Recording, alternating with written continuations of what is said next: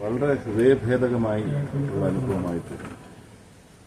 കാരണം നമ്മുടെ കലാലയങ്ങൾ എങ്ങനെ സാമൂഹ്യ വിരുദ്ധത കൂട്ടായ്മയായി മാറുന്നതും അതിലുപരി ഒരു മനുഷ്യ മനസാക്ഷി എന്നുള്ളത് മരവിച്ചത് കാടത്തരത്തിലൊരു ആദ്യത്തെ സംഭവം മാത്രമല്ല എന്നെ അലട്ടുന്നത് ഈ ഒരു ചെറുപ്പക്കാരൻ മരിച്ചതിന് ശേഷം അതിനുശേഷം ഒരു പരാതി കൊടുക്കുകയും ചെറുപ്പക്കാരൻ്റെ പേർക്ക് പരാതി കൊടുക്കുകയും ഇത്രയൊക്കെ ക്രൂരത കാണിച്ചവർക്ക് ഒരു കുറ്റബോധത്തിന്റെ ലെവലേശം ഇല്ലെന്നുള്ളതാണ്. ആ പരാതി സ്വീകരിച്ച് അധ്യാപകർ ഒപ്പിട്ട് വാങ്ങിക്കുന്നു എന്ന് പറയുന്നത് കേരളം എങ്ങോട്ടാണ് പോകുന്നത്? നമ്മുടെ പൗരബോധം, ഈ മനുഷ്യത്വം എന്നുള്ളത്. ഇവിടെ വേറെ രാഷ്ട്രീയം ഒന്നും പറയാൻ ഞാൻ ആഗ്രഹിക്കുന്നില്ല. പക്ഷെ ഇതൊന്നും ഒരിക്കലും കേരളത്തിന് അനുവദിക്കാവുന്ന കാര്യമല്ല. ഇത് നമ്മളെല്ലാം ലജ്ജിപ്പിക്കുന്ന നിലയില്ലേ.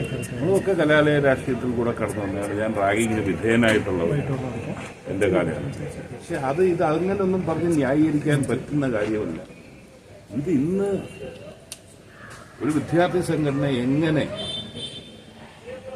കലാലയങ്ങളിലെ ഒരു ഉത്തമ പൗരനെ വാർത്തെടുക്കേണ്ട കലാലയം എങ്ങനെ കാടത്തത്തിനും സാമൂഹ്യ വിരുദ്ധ പ്രവർത്തനത്തിനും ആയി മാറ്റുന്നു.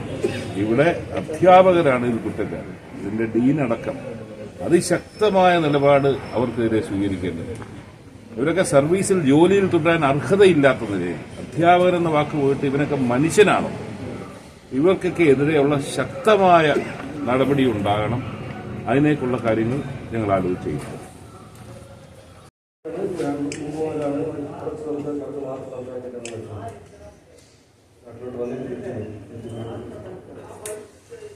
ഞാൻ കിടക്കുന്നു, അതുപോലെ കൂട്ടുകാരനെ വിളിക്കുമ്പോൾ മാത്രം അമ്മ വിളിച്ചിട്ടാണ് കിട്ടിയില്ലെങ്കിൽ കൂട്ടുകാരെ ഫോൺ കൊടുക്കുകയോ അല്ലെങ്കിൽ പിന്നെ ഞാൻ അവരുടെ കസ്റ്റഡിയിലാക്കി 3 ദിവസം വരെ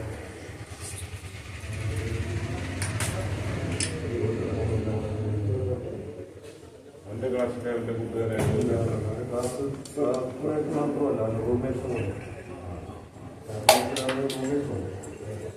ഇവിടെ ഒരു റൂമിലുള്ള